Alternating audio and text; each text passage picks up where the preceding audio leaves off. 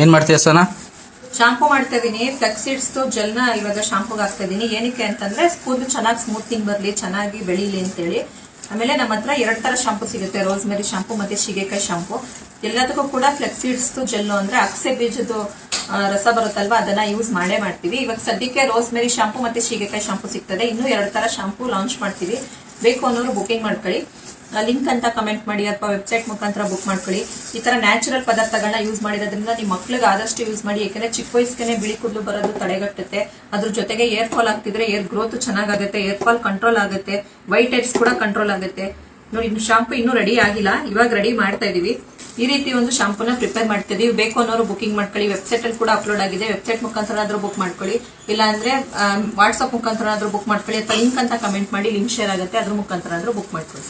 Thank you.